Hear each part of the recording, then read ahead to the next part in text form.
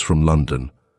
The work of demolition began with the choir screen and organ loft, and proceeded gradually eastwards, disclosing, as Werby said, many interesting features of older work. While this was going on, the members of the chapter were, naturally, in and about the choir a great deal, and it soon became apparent to the elder Werby, who could not help overhearing some of their talk, that, on the part of the senior canons especially, there must have been a good deal of disagreement before the policy now being carried out had been adopted. Some were of opinion that they should catch their deaths of cold in the return stalls, unprotected by a screen from the draughts in the nave. Others objected to being exposed to the view of persons in the choir aisles, especially, they said, during the sermons, when they found it helpful to listen in a posture which was liable to misconstruction. The strongest opposition, however, came from the oldest of the body, who up to the last moment objected to the removal of the pulpit. "You ought not to touch it, Mr. Dean," he said with great emphasis one morning, when the two were standing before it. "You don't know what mischief you may do." "Mischief? It's not a work of any particular merit, Canon." "Don't call me Canon," said the old man with great asperity. "That is, for 30 years I've been known as Dr. Alof, and I shall be obliged, Mr. Dean, if you would kindly humour me in that matter. And as to the pulpit, which I've preached from for 30 years, though I don't insist on that, all I'll say is, I know you're doing wrong in moving it. But what sense could there be, my dear doctor, in leaving it where it is, when we're fitting up the rest of the choir in a totally different style? What reason could be given, apart from the look of the thing? Reason, said old Dr. Alof, if you young men, if I may say so without any disrespect, Mr. Dean, if you'd only listen to reason a little, and not be always asking for it, we should get on better. But there, I've said my say." The old gentleman hobbled off, and as it proved, never entered the cathedral again. The season, it was a hot summer, turned sickly on a sudden. Dr. Alof was one of the first to go, with some affection of the muscles of the thorax which took him painfully at night, and at many services the number of choirmen and boys was very thin. Meanwhile the pulpit had been done away with. In fact, the sounding board, part of which still exists as a table in a summer house in the palace garden, was taken down within an hour or two of Dr. Alof's protest. The removal of the base, not effected without considerable trouble, disclosed to view, greatly to the exultation of the restoring party, an altar tomb, the tomb, of course, to which Werby had attracted Lake's attention that same evening. Much fruitless research was expended in attempts to identify the occupant. From that day to this he has never had a name put to him. The structure had been most carefully boxed in under the pulpit base, so that such slight ornament as it possessed was not defaced. Only on the north side of it there was what looked like an injury, a gap between two of the slabs composing the side. It might be 2 or 3 inches across. Palmer, the mason, was directed to fill it up in a week's time, when he came to do some other small jobs near that part of the choir. The season was undoubtedly a very trying one.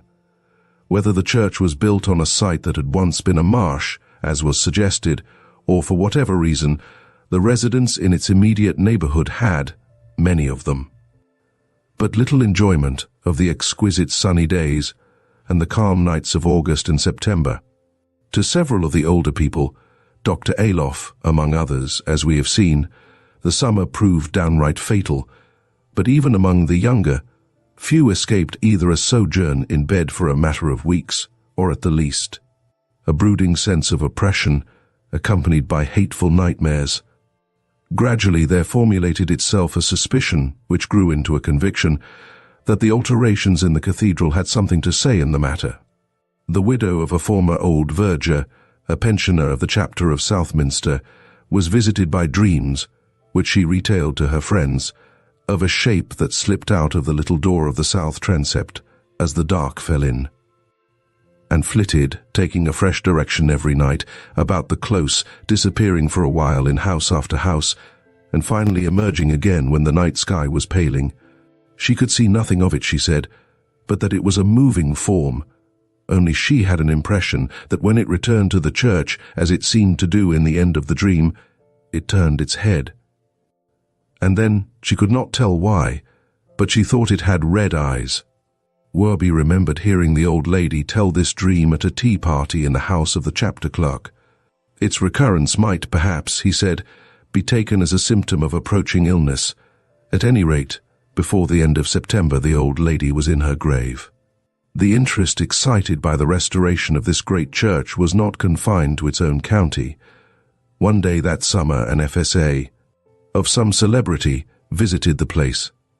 His business was to write an account of the discoveries that had been made for the Society of Antiquaries, and his wife, who accompanied him, was to make a series of illustrative drawings for his report. In the morning, she employed herself in making a general sketch of the choir. In the afternoon she devoted herself to details. She first drew the newly exposed altar tomb, and when that was finished, she called her husband's attention to a beautiful piece of diaper ornament on the screen just behind it, which had, like the tomb itself, been completely concealed by the pulpit. "Of course," he said, "an illustration of that must be made." So she seated herself on the tomb and began a careful drawing which occupied her till dusk. Her husband had by this time finished his work of measuring and description, and they agreed that it was time to be getting back to their hotel. "You may as well brush my skirt, Frank," said the lady. "It must have got covered with dust, I'm sure." He obeyed dutifully, but, after a moment, he said, "I don't know whether you value this dress particularly, my dear, but I'm inclined to think it's seen its best days. There's a great bit of it gone." "Gone? Where?" said she. "I don't know where it's gone, but it's off at the bottom edge behind here."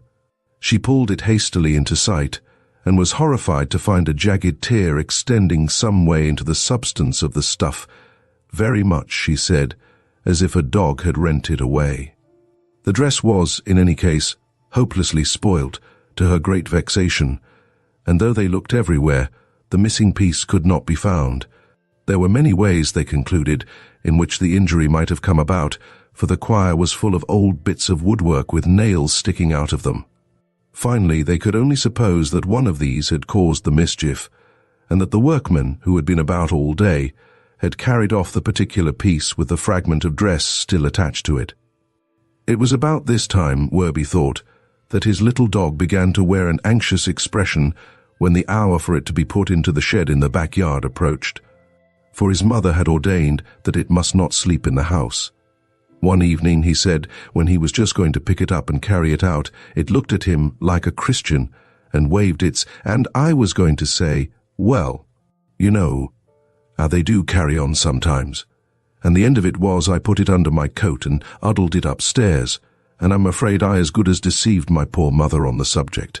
After that, the dog acted very artful with hiding itself under the bed for half an hour or more before bedtime came, and we worked it so as my mother never found out what we'd done.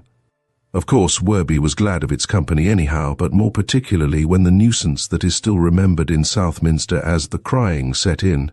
Night after night, said Werby, that dog seemed to know it was coming. He'd creep out, he would, and snuggle into the bed and cuddle right up to me shivering, and when the crying come, he'd be like a wild thing, shoving his head under my arm, and I was fully near as bad. 6 or 7 times we'd hear it, not more, and when he'd draw out his head again, I'd know it was over for that night. What was it like, sir? Well, I never heard but one thing that seemed to hit it off. I happened to be playing about in the close, and there was 2 of the canons met and said, good morning, one to another. Sleep well last night, says one. It was Mr. Henslow, that one, and Mr. Lyle was the other. Can't say I did, says Mr. Lyle. Rather too much of Isaiah 34, 14 for me. 34. 14, says Mr. Henslow. What's that? You call yourself a Bible reader, says Mr. Lyle. Mr. Henslow, you must know. He was one of what used to be termed Simeon's lot, pretty much what we should call the evangelical party. You go and look it up. I wanted to know what he was getting at myself, and so off I ran home and got out my own Bible, and there it was, the satyr shall cry to his fellow. Well, I thought, is that what we've been listening to these past nights? And I tell you, it made me look over my shoulder a time or two. Of course, I'd asked my father and mother about what it could be before that, but they both said it was most likely cats. But they spoke very short, and I could see they was troubled. My word, that was a noise hungry, like, as if it was calling after someone that wouldn't come. If ever you felt you wanted company, it would be when you was waiting for it to begin again. I believe 2 or 3 nights there was men put on to watch in different parts of the close, but they all used to get together in one corner, the nearest they could to the high street, and nothing came of it. Well, the next thing was this. Me and another of the boys, he's in business in the city now as a grocer, like his father before him, we'd gone up in the close after morning service was over, and we heard old Palmer the mason bellowing to some of his men. So we went up nearer, because we knew he was a rusty old chap, and there might be some fun going.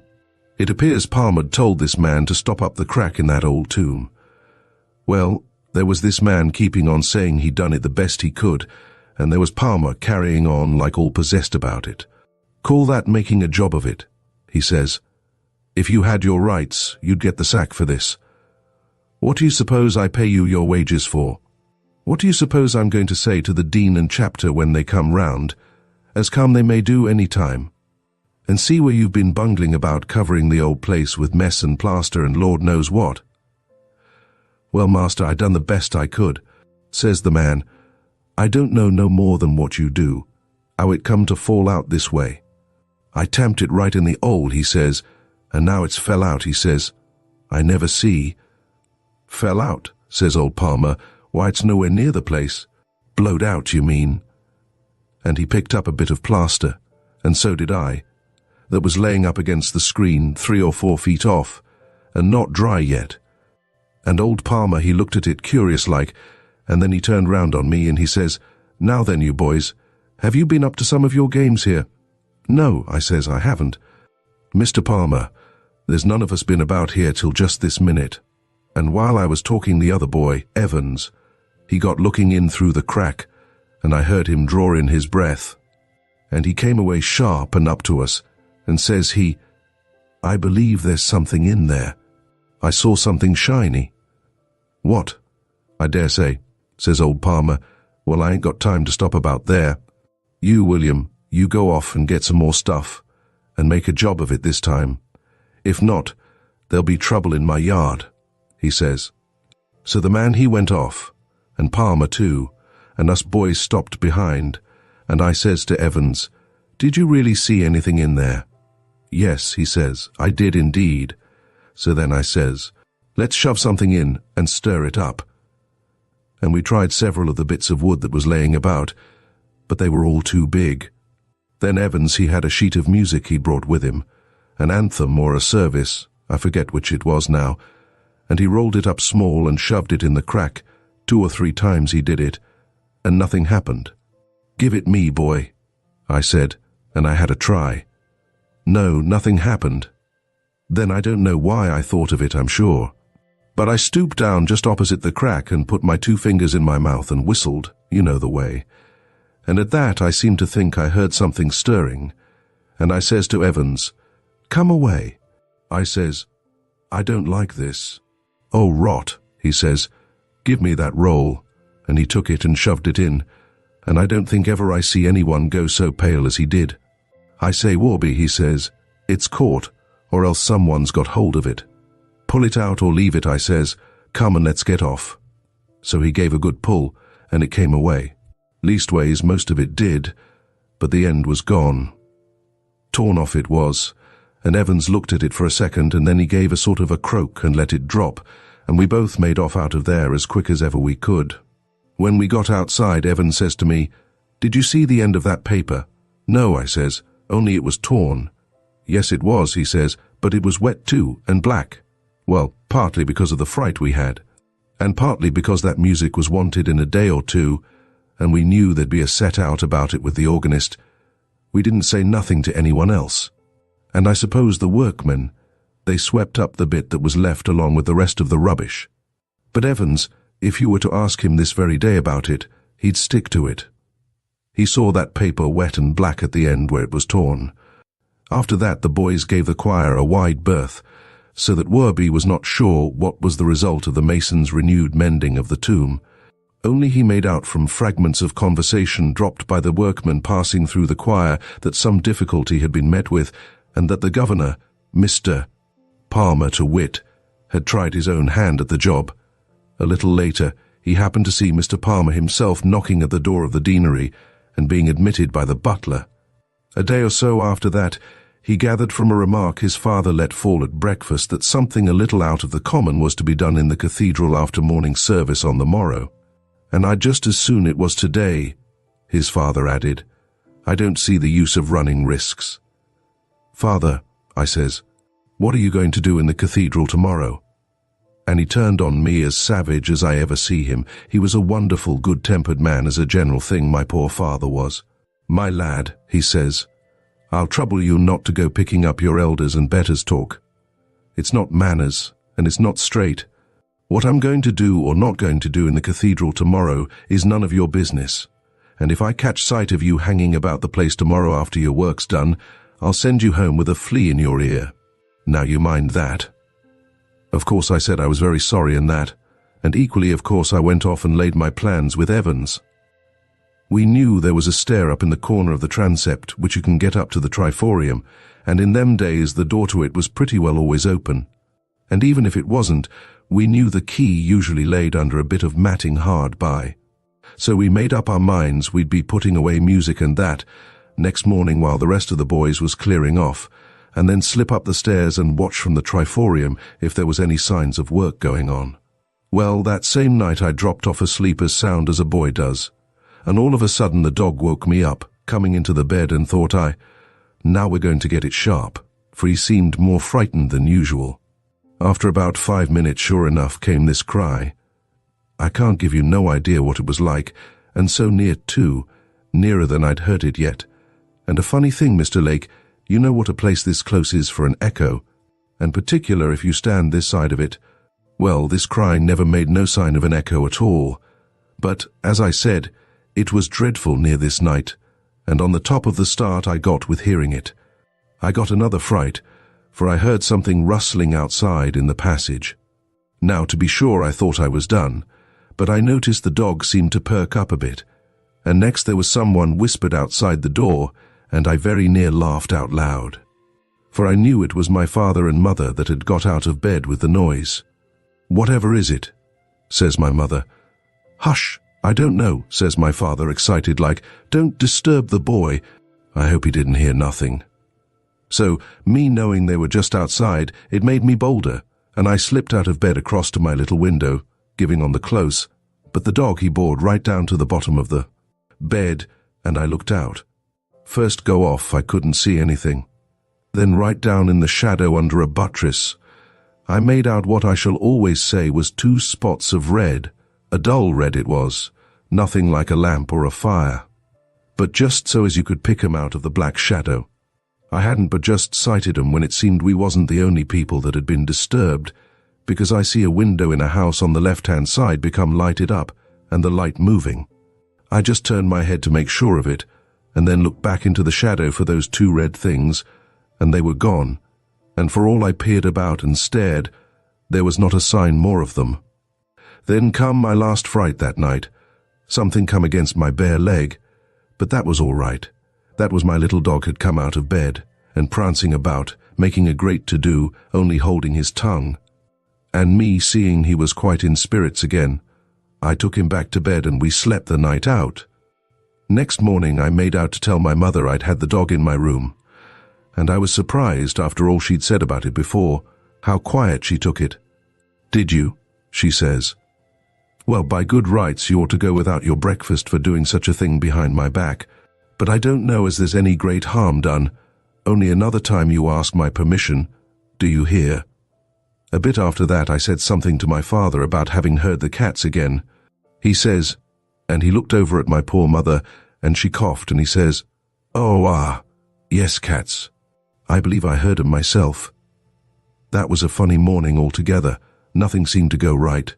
The organist he stopped in bed, and the minor canon, he forgot it was the 19th day, and waited for the venet, and after a bit the deputy, he set off playing the chant for evensong, which was a minor, and then the decani boys were laughing so much they couldn't sing, and when it came to the anthem, the solo boy he got took with the giggles, and made out his nose was bleeding, and shoved the book at me, what hadn't practiced the verse, and wasn't much of a singer if I had known it. Well, things was rougher, you see, 50 years ago, and I got a nip from the countertenor behind me that I remembered. So we got through somehow, and neither the men nor the boys weren't by way of waiting to see whether the canon in residence, Mr. Henslow it was, would come to the vestries and fine 'em. But I don't believe he did. For one thing, I fancy he'd read the wrong lesson for the first time in his life and knew it. Anyhow, Evans and me didn't find no difficulty in slipping up the stairs, as I told you, and when we got up, we laid ourselves down flat on our stomachs, where we could just stretch our heads out over the old tomb. And we hadn't but just done so when we heard the verger that was then, first shutting the iron porch gates and locking the southwest door, and then the transept door, so we knew there was something up, and they meant to keep the public out for a bit. Next thing was, the dean and the canon come in by their door on the north, and then I see my father, and old Palmer, and a couple of their best men. And Palmer stood a-talking for a bit with the dean in the middle of the choir. He had a coil of rope, and the men had crows. All of them looked a bit nervous. So there they stood talking, and at last I heard the dean say, "Well, I've no time to waste, Palmer. If you think this'll satisfy Southminster people, I'll permit it to be done. But I must say this, that never in the whole course of my life have I heard such arrant nonsense from a practical man as I have from you. Don't you agree with me, Henslow?" As far as I could hear, Mr. Henslow said something like, "Oh, well, we're told, aren't we, Mr. Dean, not to judge others?" And the dean, he gave a kind of sniff, and walked straight up to the tomb, and took his stand behind it with his back to the screen, and the others, they come edging up rather gingerly. Henslow, he stopped on the south side and scratched on his chin, he did. Then the dean spoke up. "Palmer," he says, "which can you do easiest, get the slab off the top, or shift one of the side slabs?" Old Palmer and his men, they pottered about a bit, looking round the edge of the top slab and sounding the sides on the south and east and west and everywhere but the north. Henslow said something about it being better to have a try at the south side, because there was more light and more room to move about in. Then my father, who'd been watching of them, went round to the north side and knelt down and felt of the slab by the crack, and he got up and dusted his knees and says to the dean, "Beg pardon, Mr. Dean, but I think if Mr. Palmer'll try this here slab, he'll find it'll come out easy enough. Seems to me one of the men could prise it out with his crow by means of this crack." "Ah, thank you, Orby," says the dean. "That's a good suggestion. Palmer, let one of your men do that, will you?" So the man come round and put his bar in and bore on it, and just that minute when they were all bending over, and we boys got our heads well out over the edge of the triforium, there come a most fearful crash down at the west end of the choir, as if a whole stack of big timber had fallen down a flight of stairs. Well, you can't expect me to tell you everything that happened all in a minute. Of course there was a terrible commotion. I heard the slab fall out and the crowbar on the floor, and I heard the dean say, "Good God." When I looked down again, I saw the dean tumbled over on the floor. The men was making off down the choir. Henslow was just going to help the dean up. Palmer was going to stop the men, as he said afterwards, and my father was sitting on the altar step with his face in his hands. The dean, he was very cross. "I wish to goodness you'd look where you're coming to, Henslow," he says. "Why you should all take to your heels when a stick of wood tumbles down I cannot imagine, and all Henslow could do, explaining he was right away on the other side of the tomb, would not satisfy him. Then Palmer came back and reported there was nothing to account for this noise, and nothing seemingly fallen down. And when the dean finished feeling of himself, they gathered round, except my father. He sat where he was, and someone lighted up a bit of candle, and they looked into the tomb. "Nothing there," says the dean. "What did I tell you? Stay, here's something. What's this? A bit of music paper and a piece of torn stuff, part of a dress it looks like. Both quite modern, no interest whatever. Another time perhaps you'll take the advice of an educated man or something like that." And off he went, limping a bit, and out through the north door. Only as he went, he called back angry to Palmer for leaving the door standing open. Palmer called out, "Very sorry, sir," but he shrugged his shoulders, and Henslow says, "I fancy Mr. Dean's mistaken. I closed the door behind me, but he's a little upset." Then Palmer says, "Why, where's Werby?" and they saw him sitting on the step and went up to him. He was recovering himself, it seemed, and wiping his forehead, and Palmer helped him up onto his legs, as I was glad to see. They were too far off for me to hear what they said, but my father pointed to the north door in the aisle, and Palmer and Henslow, both of them, looked very surprised and scared. After a bit, my father and Henslow went out of the church, and the others made what haste they could to put the slab back and plaster it in. And about as the clock struck 12, the cathedral was opened again, and us boys made the best of our way home. I was in a great taking to know what it was had given my poor father such a turn, and when I got in and found him sitting in his chair taking a glass of spirits, and my mother standing looking anxious at him, I couldn't keep from bursting out and making confession where I'd been. But he didn't seem to take on, not in the way of losing his temper. "You was there, was you? Well, did you see it?" "I see everything, Father," I said, "except when the noise came." "Did you see what it was knocked the Dean over?" He says, "That what come out of the monument." "You didn't? Well, that's a mercy." "Why, what was it, Father?" I said. "Come, you must have seen it," he says. "Didn't you see? A thing like a man, all over hair, and two great eyes to it." Well, that was all I could get out of him that time, and later on he seemed as if he was ashamed of being so frightened. And he used to put me off when I asked him about it. But years after, when I was got to be a grown man, we had more talk now and again on the matter, and he always said the same thing. Black it was, he'd say, and a mass of hair, and two legs, and the light caught on its eyes. Well, that's the tale of that tomb, Mr. Lake. It's one we don't tell to our visitors, and I should be obliged to you not to make any use of it till I'm out of the way. I doubt Mr. Evans will feel the same as I do if you ask him. This proved to be the case, but over 20 years have passed by, and the grass is growing over both Werby and Evans, so Mr. Lake felt no difficulty about communicating his notes, taken in 1890, to me. He accompanied them with a sketch of the tomb and a copy of the short inscription on the metal cross which was affixed at the expense of Dr. Lyle to the centre of the northern side. It was from the Vulgate of Isaiah the 16th, and consisted merely of the 3 words, Ibi kubavit lamia. Chapter 4. The Story of a Disappearance and an Appearance. The letters which I now publish were sent to me recently by a person who knows me to be interested in ghost stories. There is no doubt about their authenticity. The paper on which they are written, the ink, and the whole external aspect put their date beyond the reach of question. The only point which they do not make clear is the identity of the writer. He signs with initials only, and as none of the envelopes of the letters are preserved. The surname of his correspondent, obviously a married brother, is as obscure as his own. No further preliminary explanation is needed, I think. Luckily, the first letter supplies all that could be expected. Letter I Great Crishall, December 22, 1837.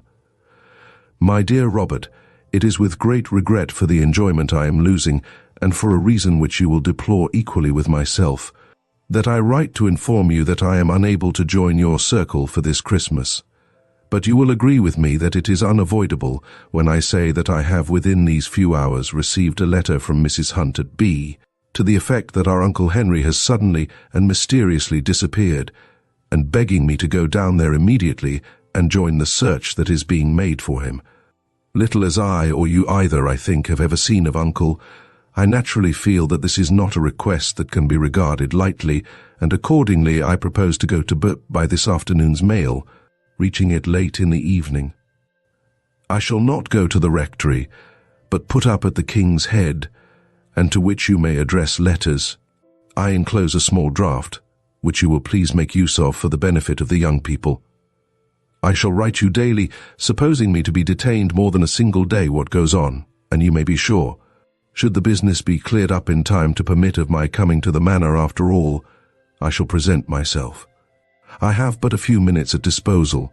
With cordial greetings to you all, and many regrets, believe me, your affectionate bro. W.R. Letter to King's Head, Deck. 2337. My dear Robert, in the first place, there is as yet no news of Uncle H, and I think you may finally dismiss any idea, I won't say hope, that I might after all turn up for Xmas. However, my thoughts will be with you, and you have my best wishes for a really festive day. Mind that none of my nephews or nieces expend any fraction of their guineas on presents for me. Since I got here, I have been blaming myself for taking this affair of Uncle H too easily. From what people here say, I gather that there is very little hope that he can still be alive, but whether it is accident or design that carried him off, I cannot judge. The facts are these. On Friday the 19th, he went as usual shortly before 5 o'clock to read evening prayers at the church, and when they were over, the clerk brought him a message, in response to which he set off to pay a visit to a sick person at an outlying cottage the better part of 2 miles away. He paid the visit and started on his return journey at about 6:30. This is the last that is known of him. The people here are very much grieved at his loss. He had been here many years, as you know, and though, as you also know, he was not the most genial of men, and had more than a little of the martinet in his composition. He seems to have been active in good works, and unsparing of trouble to himself. Poor Mrs. Hunt, who has been his housekeeper ever since she left Woodley, is quite overcome. It seems like the end of the world to her. I am glad that I did not entertain the idea of taking quarters at the rectory, and I have declined several kindly offers of hospitality from people in the place, preferring as I do to be independent, and finding myself very comfortable here. You will, of course, wish to know what has been done in the way of inquiry and search. First, nothing was to be expected from investigation at the rectory, and to be brief, nothing has transpired. I asked Mrs. Hunt, as others had done before, whether there was either any unfavorable symptom in her master such as might portend a sudden stroke or attack of illness, or whether he had ever had reason to apprehend any such thing, but both she and also his medical man were clear that this was not the case. He was quite in his usual health. In the second place, naturally, ponds and streams have been dragged, and fields in the neighborhood which he is known to have visited last have been searched without result. I have myself talked to the parish clerk, and, more important, have been to the house where he paid his visit. There can be no question of any foul play on these people's part. The one man in the house is ill in bed and very weak. The wife and the children, of course, could do nothing themselves, nor is there the shadow of a probability that they or any of them should have agreed to decoy poor Uncle H out in order that he might be attacked on the way back. They had told what they knew to several other inquirers already, but the woman repeated it to me. The rector was looking just as usual. He wasn't very long with the sick man. He ain't, she said, like some what has a gift in prayer, but there, if we was all that way, however would the chapel people get their living? He left some money when he went away, and one of the children saw him cross the stile into the next field. He was dressed as he always was, wore his bands. I gather he is nearly the last man remaining who does so, at any rate in this district. You see, I am putting down everything. The fact is that I have nothing else to do, having brought no business papers with me, and, moreover, it serves to clear my own mind, and may suggest points which have been overlooked. So I shall continue to write all that passes, even to conversations if need be. You may read or not as you please, but pray keep the letters. I have another reason for writing so fully, but it is not a very tangible one. You may ask if I have myself made any search in the fields near the cottage. Something, a good deal, has been done by others, as I mentioned, but I hope to go over the ground tomorrow. Bow Street has now been informed, and will send down by tonight's coach, but I do not think they will make much of the job. There is no snow which might have helped us. The fields are all grass. Of course, I was on the qui-vive for any indication today, both going and returning, but there was a thick mist on the way back, and I was not in trim for wandering about unknown pastures, especially on an evening when bushes looked like men, and a cow lowing in the distance might have been the last trump. I assure you, if Uncle Henry had stepped out from among the trees in a little copse which borders the path at one place, carrying his head under his arm, I should have been very little more uncomfortable than I was. To tell you the truth, I was rather expecting something of the kind. But I must drop my pen for the moment. Mr. Lucas, the curate, is announced. Later. Mr. Lucas has been and gone, and there is not much beyond the decencies of ordinary sentiment to be got from him. I can see that he has given up any idea that the rector can be alive, and that, so far as he can be, he is truly sorry. I can also discern that even in a more emotional person than Mr. Lucas, Uncle Henry was not likely to inspire strong attachment. Besides Mr. Lucas, I have had another visitor in the shape of my Boniface, mine host of the King's Head, who came to see whether I had everything I wished, and who really requires the pen of a Boz to do him justice. He was very solemn and weighty at first. "Well, sir," he said, "I suppose we must bow our Eid beneath the blow, as my poor wife had used to say. So far as I can gather, there's been neither hide nor yet hair of our late respected incumbent scented out as yet. Not that he was what the scripture terms a hairy man in any sense of the word." I said, as well as I could, that I supposed not, but could not help adding that I had heard he was sometimes a little difficult to deal with. Mr. Bowman looked at me sharply for a moment, and then passed in a flash from solemn sympathy to impassioned declamation. "When I think," he said, "of the language that man see fit to employ to me in this here parlour, over no more a matter than a cask of beer, such a thing as I told him might happen any day of the week to a man with a family, though as it turned out he was quite under a mistake, and that I knew at the time, only I was that shocked to hear him I couldn't lay my tongue to the right expression." He stopped abruptly and eyed me with some embarrassment. I only said, "Dear me, I'm sorry to hear you had any little differences. I suppose my uncle will be a good deal missed in the parish." Mr. Bowman drew a long breath. "Ah, yes," he said. "Your uncle. You'll understand me when I say that for the moment it had slipped my remembrance that he was a relative. And natural enough, I must say, as it should, for as to you bearing any resemblance to him, the notion of any such a thing is clean ridiculous. All the same, I have bore it in my mind, you'll be among the first to feel, I'm sure, as I should have abstained my lips, or rather, I should not have abstained my lips with no such reflections." I assured him that I quite understood, and was going to have asked him some further questions, but he was called away to see after some business. By the way, you need not take it into your head that he has anything to fear from the inquiry into poor Uncle Henry's disappearance, though no doubt in the watches of the night it will occur to him that I think he has, and I may expect explanations tomorrow. I must close this letter. It has to go by the late coach. Letter 3, Deck, 25:37. My dear Robert, this is a curious letter to be writing on Christmas Day, and yet after all there is nothing much in it. Or there may be. You shall be the judge. At least, nothing decisive. The Bow Street men practically say that they have no clue. The length of time and the weather conditions have made all tracks so faint as to be quite useless. Nothing that belonged to the dead man, I'm afraid no other word will do, has been picked up. As I expected, Mr. Bowman was uneasy in his mind this morning. Quite early I heard him holding forth in a very distinct voice, purposely so, I thought, to the Bow Street officers in the bar, as to the loss that the town had sustained in their rector, and as to the necessity of leaving no stone unturned. He was very great on this phrase in order to come at the truth.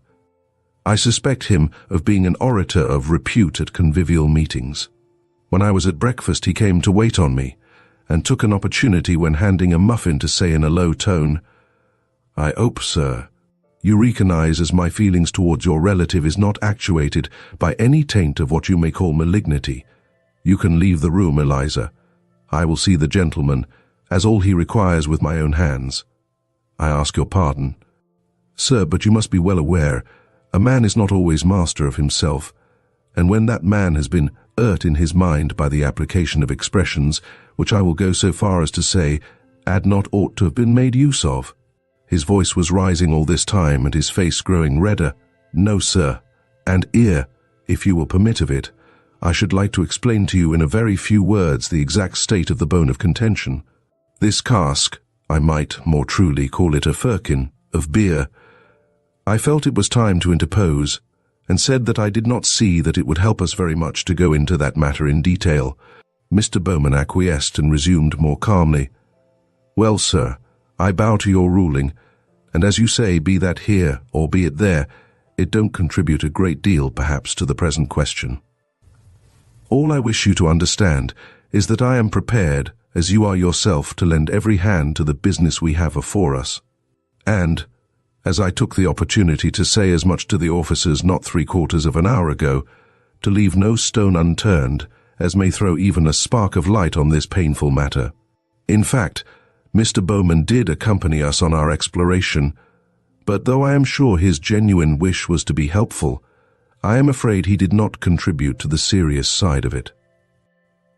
He appeared to be under the impression that we were likely to meet either Uncle Henry or the person responsible for his disappearance, walking about the fields, and did a great deal of shading his eyes with his hand and calling our attention by pointing with his stick to distant cattle and laborers. He held several long conversations with old women whom we met, and was very strict and severe in his manner, but on each occasion returned to our party saying, "Well, I find she don't seem to have no connection with this sad affair. I think you may take it from me, sir, as there's little or no light to be looked for from that quarter, not without she's keeping something back intentional." We gained no appreciable result. As I told you at starting, the Bow Street men have left the town, whether for London or not, I am not sure. This evening, I had company in the shape of a bagman, a smartish fellow. He knew what was going forward, but though he's been on the roads for some days about here, he had nothing to tell of suspicious characters, tramps, wandering sailors, or gypsies. He was very full of a capital Punch and Judy show he had seen this same day at work, and asked if it had been here yet, and advised me by no means to miss it if it does come. The best Punch and the best Toby dog, he said, he had ever come across. Toby dogs, you know, are the last new thing in the shows. I have only seen one myself, but before long all the men will have them. Now why, you will want to know, do I trouble to write all this to you? I am obliged to do it because it has something to do with another absurd trifle, as you will inevitably say, which in my present state of rather unquiet fancy, nothing more perhaps, I have to put down. It is a dream, sir, which I am going to record, and I must say it is one of the oddest I have had. Is there anything in it beyond what the bagman's talk and Uncle Henry's disappearance could have suggested? You, I repeat, shall judge. I am not in a sufficiently cool and judicial frame to do so. It began with what I can only describe as a pulling aside of curtains, and I found myself seated in a place, I don't know whether indoors or out. There were people, only a few, on either side of me, but I did not recognize them, or indeed think much about them. They never spoke, but so far as I remember were all grave and pale-faced and looked fixedly before them. Facing me, there was a Punch and Judy show, perhaps rather larger than the ordinary ones, painted with black figures on a reddish-yellow ground. Behind it and on each side was only darkness, but in front there was a sufficiency of light. I was strung up to a high degree of expectation and listened every moment to hear the panpipes and the roo-toot-to-it. Instead of that there came suddenly an enormous, I can use no other word, an enormous single toll of a bell, I don't know from how far off, somewhere behind. The little curtain flew up and the drama began. I believe someone once tried to rewrite Punch as a serious tragedy, but whoever he may have been, this performance would have suited him exactly. There was something satanic about the hero. He varied his methods of attack. For some of his victims he lay in wait, and to see his horrible face, it was yellowish white. I may remark, peering round the wings made me think of the vampire in Fuseli's foul sketch. To others he was polite and carneying, particularly to the unfortunate alien who can only say though what Punch said I never could catch. But with all of them I came to dread the moment of death. The crack of the stick on their skulls, which in the ordinary way delights me, had here a crushing sound as if the bone was giving way, and the victims quivered and kicked as they lay. The baby, it sounds more ridiculous as I go on, the baby, I am sure, was alive. Punch wrung its neck, and if the choke or squeak which it gave were not real, I know nothing of reality. The stage got perceptibly darker as each crime was consummated, and at last there was one murder which was done quite in the dark, so that I could see nothing of the victim, and took some time to effect. It was accompanied by hard breathing and horrid muffled sounds, and after it Punch came and sat on the footboard and fanned himself, and looked at his shoes, which were bloody, and hung his head on one side, and sniggered in so deadly a fashion that I saw some of those beside me cover their faces, and I would gladly have done the same. But in the meantime the scene behind Punch was clearing, and showed not the usual house front, but something more ambitious, a grove of trees and the gentle slope of a hill, with a very natural, in fact, I should say a real, moon shining on it. Over this there rose slowly an object which I soon perceived to be a human figure with something peculiar about the head. What, I was unable at first to see. It did not stand on its feet, but began creeping or dragging itself across the middle distance towards Punch, who still sat back to it. And by this time, I may remark, though it did not occur to me at the moment, that all pretense of this being a puppet show had vanished. Punch was still Punch, it is true, but, like the others, was in some sense a live creature, and both moved themselves at their own will. When I next glanced at him, he was sitting in malignant reflection, but in another instant something seemed to attract his attention, and he first sat up sharply and then turned round, and evidently caught sight of the person that was approaching him, and was in fact now very near. Then indeed did he show unmistakable signs of terror. Catching up his stick, he rushed towards the wood, only just eluding the arm of his pursuer, which was suddenly flung out to intercept him. It was with a revulsion which I cannot easily express that I now saw more or less clearly what this pursuer was like. He was a sturdy figure clad in black, and as I thought, wearing bands. His head was covered with a whitish bag. The chase which now began lasted I do not know how long, now among the trees, now along the slope of the field, sometimes both figures disappearing wholly for a few seconds, and only some uncertain sounds letting one know that they were still afoot. At length there came a moment when Punch, evidently exhausted, staggered in from the left and threw himself down among the trees. His pursuer was not long after him, and came looking uncertainly from side to side. Then, catching sight of the figure on the ground, he too threw himself down. His back was turned to the audience. With a swift motion twitched the covering from his head and thrust his face into that of Punch. Everything on the instant grew dark. There was one long, loud, shuddering scream, and I awoke to find myself looking straight into the face of, what in all the world do you think but a large owl, which was seated on my window sill immediately opposite my bed foot, holding up its wings like two shrouded arms. I caught the fierce glance of its yellow eyes, and then it was gone. I heard the single enormous bell again, very likely, as you are saying to yourself, the church clock, but I do not think so. And then I was broad awake.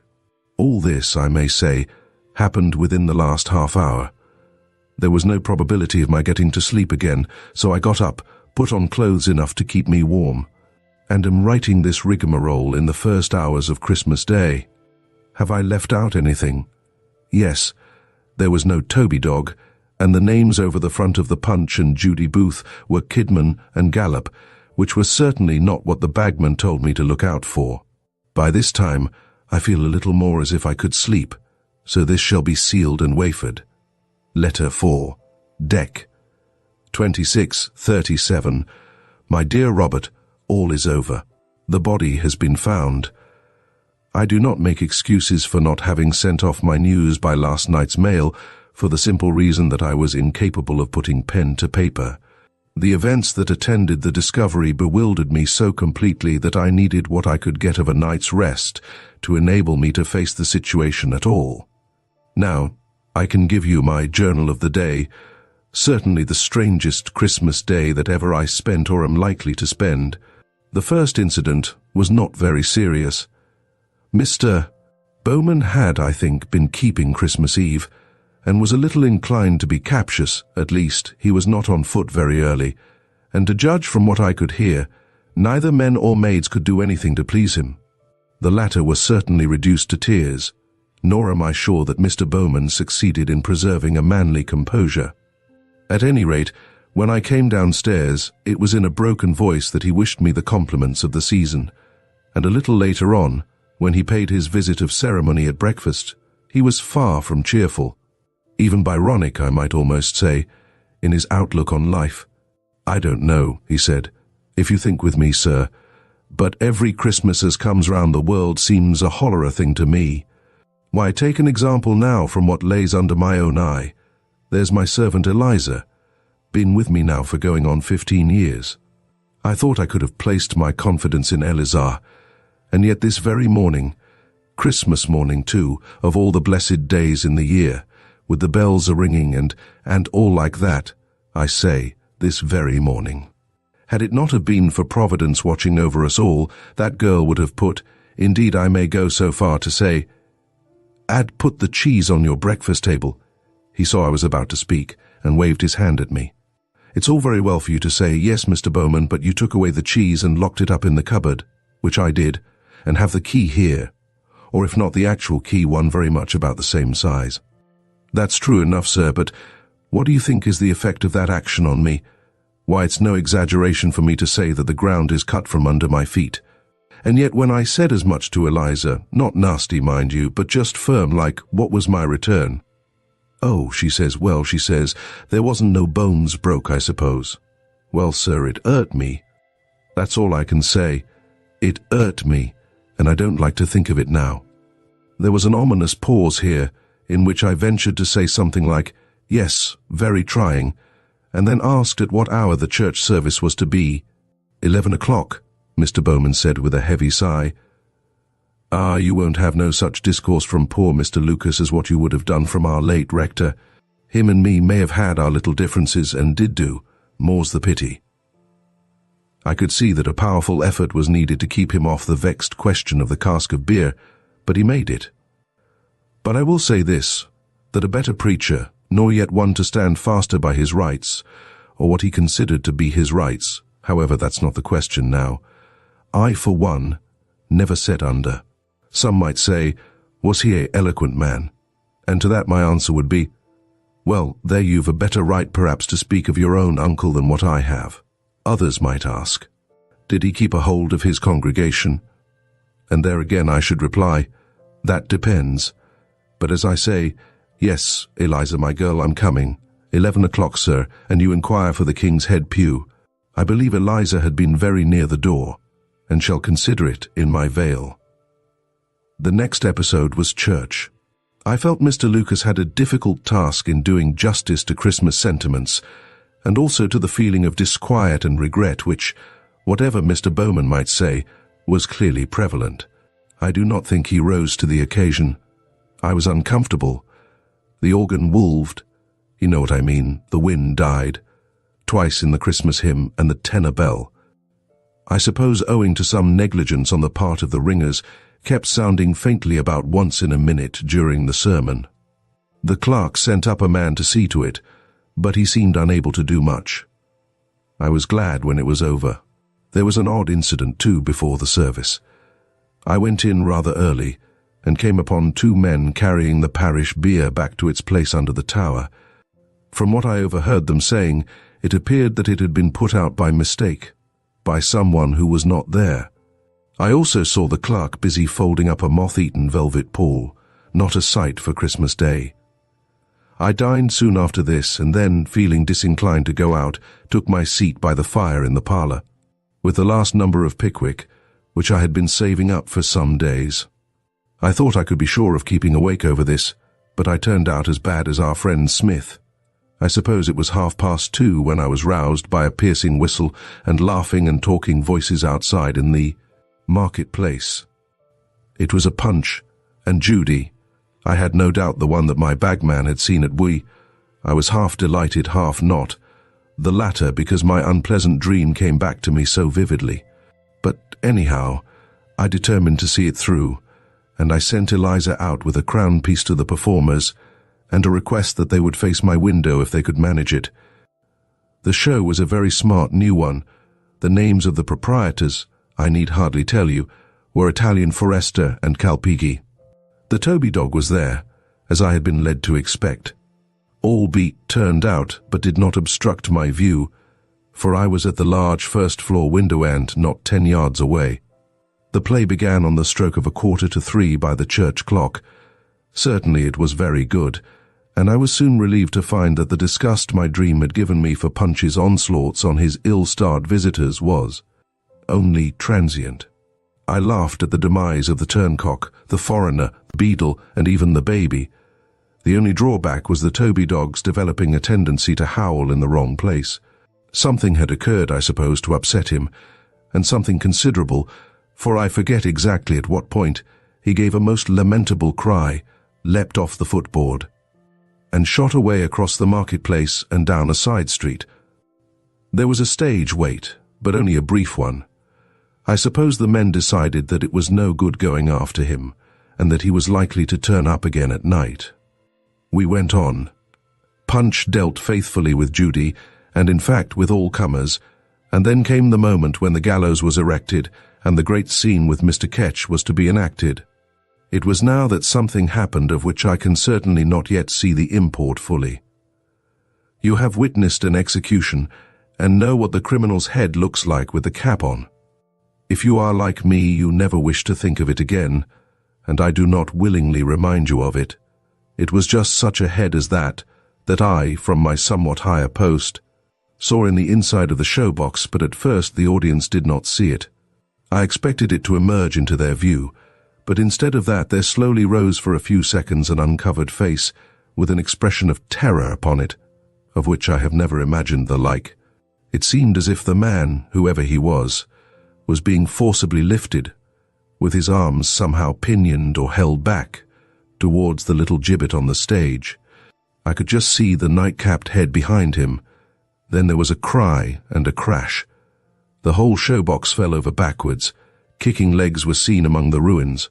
And then two figures, as some said I can only answer for one, were visible running at top speed across the square and disappearing in a lane which leads to the fields.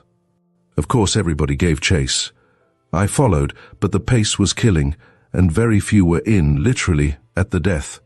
It happened in a chalk pit. The man went over the edge quite blindly and broke his neck. They searched everywhere for the other, until it occurred to me to ask whether he had ever left the marketplace. At first everyone was sure that he had, but when we came to look, he was there, under the showbox, dead too. But in the chalk pit, it was that poor Uncle Henry's body was found, with a sack over the head, the throat horribly mangled. It was a peaked corner of the sack sticking out of the soil that attracted attention. I cannot bring myself to write in greater detail. I forgot to say the men's real names were Kidman and Gallop.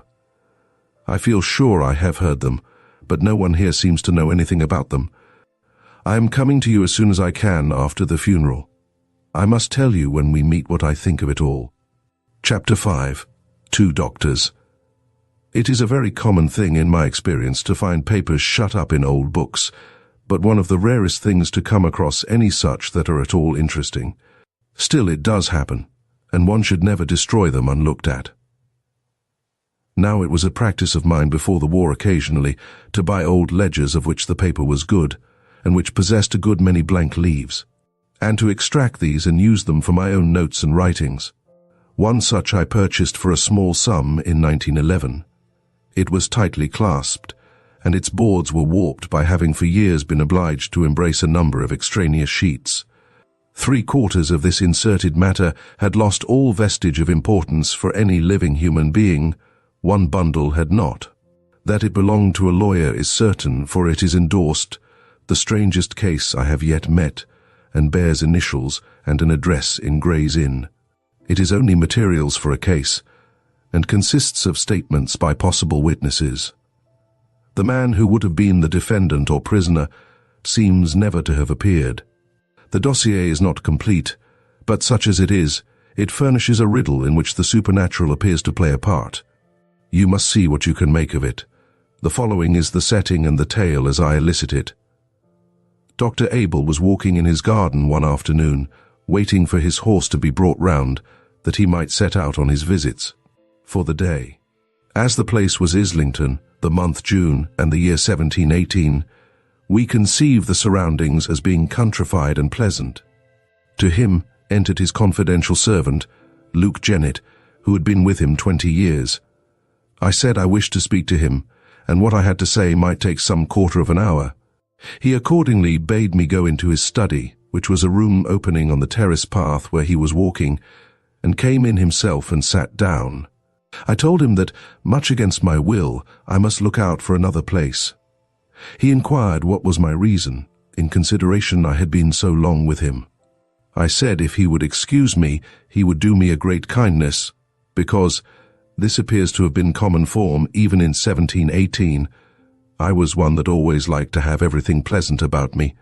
As well as I can remember, he said that was his case likewise, but he would wish to know why I should change my mind after so many years and, says he, you know there can be no talk of a remembrance of you in my will if you leave my service now. I said I had made my reckoning of that. Then, says he, you must have some complaint to make, and if I could I would willingly set it right. And at that I told him, not seeing how I could keep it back, the matter of my former affidavit and of the bedstaff in the dispensing room, and said that a house where such things happened was no place for me. At which he, looking very black upon me, said no more, but called me fool, and said he would pay what was owing me in the morning, and so his horse being waiting, went out. So for that night I lodged with my sister's husband near Battlebridge, and came early next morning to my late master, who then made a great matter that I had not lain in his house, and stopped a crown out of my wages owing. After that I took service here and there, not for long at a time, and saw no more of him till I came to be Dr. Quin's man at Dodd's Hall in Islington. There is one very obscure part in this statement, namely the reference to the former affidavit and the matter of the bedstaff. The former affidavit is not in the bundle of papers. It is to be feared that it was taken out to be read because of its special oddity and not put back. Of what nature the story was may be guessed later, but as yet no clue has been put into our hands. The rector of Islington, Jonathan Pratt, is the next to step forward. He furnishes particulars of the standing and reputation of Dr. Abel and Dr. Quin, both of whom lived and practiced in his parish. It is not to be supposed, he says, that a physician should be a regular attendant at morning and evening prayers or at the Wednesday lectures. But within the measure of their ability, I would say that both these persons fulfilled their obligations as loyal members of the Church of England. At the same time, as you desire my private mind, I must say, in the language of the schools, distinguo. Dr. A was to me a source of perplexity, Dr. Q. To my eye a plain, honest believer, not inquiring over closely into points of belief, but squaring his practice to what lights he had. The other interested himself in questions to which Providence, as I hold, designs no answer to be given us in this state.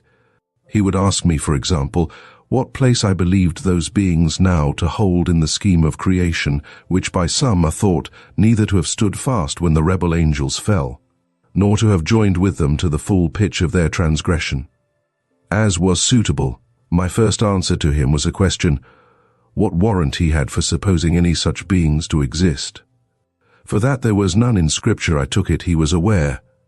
It appeared, for as I am on the subject, the whole tale may be given, that he grounded himself on such passages as that of the Satyr, which Jerome tells us conversed with Antony, but thought too that some parts of Scripture might be cited in support. And besides, said he, you know 'tis the universal belief among those that spend their days and nights abroad, and I would add that if your calling took you so continuously as it does me about the country lanes by night, you might not be so surprised as I see you to be by my suggestion. You are then of John Milton's mind, I said, and hold that millions of spiritual creatures walk the earth unseen, both when we wake and when we sleep. I do not know, he said, why Milton should take upon himself to say unseen, though to be sure he was blind when he wrote that. But for the rest, why, yes, I think he was in the right. Well, I said, though not so often as you. I am not seldom called abroad pretty late, but I have no mind of meeting a satyr in our Islington lanes in all the years I have been here. and if you have had the better luck, I am sure the Royal Society would be glad to know of it. I am reminded of these trifling expressions because Dr. A took them so ill, stamping out of the room in a huff, with some such word as that these high and dry parsons had no eyes but for a prayer book or a pint of wine. But this was not the only time that our conversation took a remarkable turn. There was an evening when he came in, at first seeming gay and in good spirits. But afterwards, as he sat and smoked by the fire, falling into a musing way, out of which to rouse him, I said pleasantly that I supposed he had no meetings of late with his odd friends, a question which did effectually arouse him, for he looked most wildly, and as if scared upon me, and said, "You were never there." "I did not see you." "Who brought you?" And then in a more collected tone, "What was this about a meeting? I believe I must have been in a doze." To which I answered that I was thinking of fauns and centaurs in the dark lane, and not of a witch's Sabbath, but it seemed he took it differently. "Well," said he, "I can plead guilty to neither, but I find you very much more of a skeptic than becomes your cloth. If you care to know about the dark lane, you might do worse than ask my housekeeper that lived at the other end of it when she was a child." "Yes," said I, "and the old women in the almshouse and the children in the kennel. If I were you, I would send to your brother Quinn for a bolus to clear your brain." "Damn Quinn," says he. "Talk no more of him. He has embezzled 4 of my best patients this month. I believe it is that cursed man of his, Janet, that used to be with me. His tongue is never still. It should be nailed to the pillory if he had his deserts." This, I may say, was the only time of his showing me that he had any grudge against either Dr. Quinn or Janet, and as was my business, I did my best to persuade him he was mistaken in them. Yet it could not be denied that some respectable families in the parish had given him the cold shoulder, and for no reason that they were willing to allege. The end was that he said he had not done so ill at Islington, but that he could afford to live at ease elsewhere when he chose, and anyhow he bore Dr. Quinn no malice. I think I now remember what observation of mine drew him into the train of thought which he next pursued. It was, I believe, my mentioning some juggling tricks which my brother in the East Indies had seen at the court of the Rajah, Mysore. "A convenient thing enough," said Dr. Abel to me, "if by some arrangement a man could get the power of communicating motion and energy to inanimate objects. As if the axe should move itself against him that lifts it, something of that kind.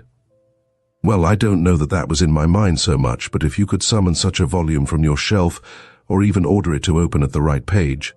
He was sitting by the fire. It was a cold evening, and stretched out his hand that way, and just then the fire irons, or at least the poker, fell over towards him with a great clatter, and I did not hear what else he said, but I told him that I could not easily conceive of an arrangement, as he called it, of such a kind that would not include as one of its conditions a heavier payment than any Christian would care to make, to which he assented. "But," he said, "I have no doubt these bargains can be made very tempting, very persuasive. Still, you would not favor them, eh, Doctor?" "No, I suppose not." This is as much as I know of Dr. Abel's mind, and the feeling between these men. Dr. Quinn, as I said, was a plain, honest creature, and a man to whom I would have gone. Indeed, I have before now gone to him for advice on matters of business. He was, however, every now and again, and particularly of late, not exempt from troublesome fancies. There was certainly a time when he was so much harassed by his dreams that he could not keep them to himself, but would tell them to his acquaintances and among them to me. I was at supper at his house, and he was not inclined to let me leave him at my usual time. "If you go," he said, "there will be nothing for it, but I must go to bed and dream of the chrysalis." "You might be worse off," said I. "I do not think it," he said, and he shook himself like a man who is displeased with the complexion of his thoughts. "I only meant," said I, "that a chrysalis is an innocent thing." "This one is not," he said, "and I do not care to think of it. However, sooner than lose my company, he was fain to tell me, for I pressed him, that this was a dream which had come to him several times of late, and even more than once in a night. It was to this effect that he seemed to himself to wake under an extreme compulsion to rise and go out of doors. So he would dress himself and go down to his garden door. By the door there stood a spade which he must take, and go out into the garden, and at a particular place in the shrubbery somewhat clear, and upon which the moon shone. For there was always in his dream a full moon, he would feel himself forced to dig. And after some time the spade would uncover something light-coloured, which he would perceive to be a stuff, linen or woolen, and this he must clear with his hands.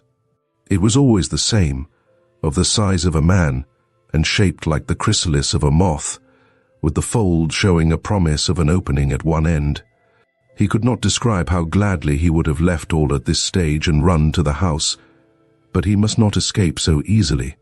So with many groans, and knowing only too well what to expect, he parted these folds of stuff, or, as it sometimes seemed to be, membrane, and disclosed a head covered with a smooth pink skin, which, breaking as the creature stirred, showed him his own face in a state of death. The telling of this so much disturbed him that I was forced out of mere compassion to sit with him the greater part of the night and talk with him upon indifferent subjects. He said that upon every recurrence of this dream, he woke and found himself, as it were, fighting for his breath.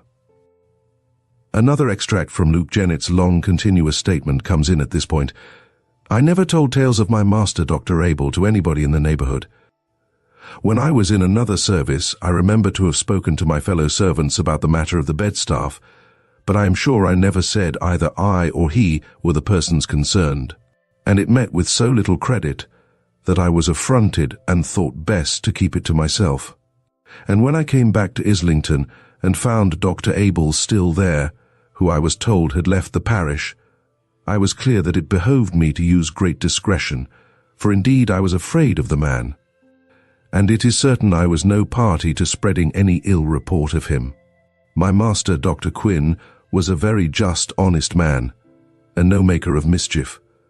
I am sure he never stirred a finger nor said a word by way of inducement to a soul to make them leave going to Dr. Abel and come to him. Nay, he would hardly be persuaded to attend them that came, until he was convinced that if he did not, they would send into the town for a physician rather than do as they had hitherto done. I believe it may be proved that Dr. Abel came into my master's house more than once. We had a new chambermaid out of Hertfordshire, and she asked me who was the gentleman that was looking after the master, that is, Dr. Quinn, when he was out, and seemed so disappointed that he was out. She said whoever he was, he knew the way of the house well, running at once into the study and then into the dispensing room, and last into the bedchamber. I made her tell me what he was like, and what she said was suitable enough to Dr. Abel, but besides she told me she saw the same man at church, and someone told her that was the doctor. It was just after this that my master began to have his bad nights, and complained to me and other persons, and in particular what discomfort he suffered from his pillow and bedclothes. He said he must buy some to suit him, and should do his own marketing, and accordingly brought home a parcel which he said was of the right quality, but where he bought it we had then no knowledge. Only they were marked in thread with a coronet and a bird. The women said they were of a sort not commonly met with and very fine, and my master said they were the comfortablest he ever used, and he slept now both soft and deep. Also the feather pillows were the best sorted, and his head would sink into them as if they were a cloud, which I have myself remarked several times when I came to wake him of a morning, his face being almost hid by the pillow closing over it. I had never any communication with Dr. Abel after I came back to Islington, but one day when he passed me in the street and asked me whether I was not looking for another service, to which I answered I was very well suited where I was, but he said I was a fickle-minded fellow, and he doubted not he should soon hear I was on the world again, which indeed proved true. Dr. Pratt is next taken up where he left off. On the 16th I was called up out of my bed soon after it was light, that is about 5, with a message that Dr. Quinn was dead or dying. Making my way to his house, I found there was no doubt which was the truth. All the persons in the house, except the one that let me in, were already in his chamber and standing about his bed, but none touching him.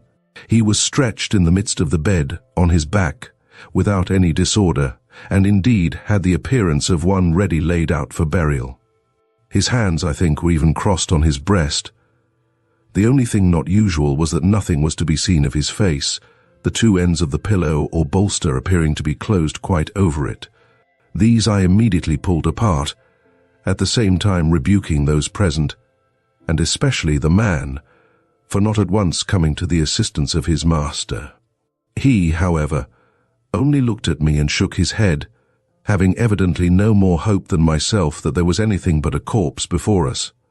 Indeed, it was plain to anyone possessed of the least experience that he was not only dead, but had died of suffocation. Nor could it be conceived that his death was accidentally caused by the mere folding of the pillow over his face. How should he not, feeling the oppression, have lifted his hands to put it away, whereas not a fold of the sheet which was closely gathered about him, as I now observed, was disordered? The next thing was to procure a physician. I had bethought me of this on leaving my house, and sent on the messenger who had come to me to Dr. Abel, but I now heard that he was away from home, and the nearest surgeon was got, who however could tell no more, at least without opening the body, than we already knew.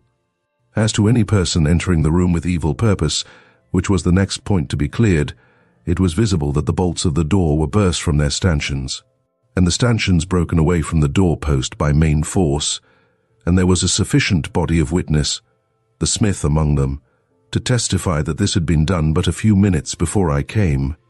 The chamber being moreover at the top of the house, the window was neither easy of access, nor did it show any sign of an exit made that way, either by marks upon the sill or footprints below upon soft mould.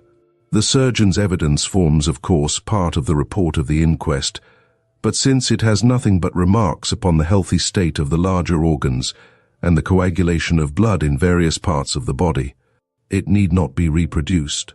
The verdict was death by the visitation of God. Annexed to the other papers is one which I was at first inclined to suppose had made its way among them by mistake. Upon further consideration, I think I can divine a reason for its presence. It relates to the rifling of a mausoleum in Middlesex, which stood in a park, now broken up, the property of a noble family which I will not name. The outrage was not that of an ordinary resurrection man. The object, it seemed likely, was theft. The account is blunt and terrible. I shall not quote it.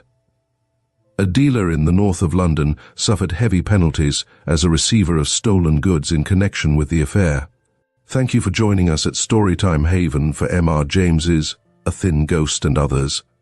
We hope these spectral stories have left you both intrigued and unsettled.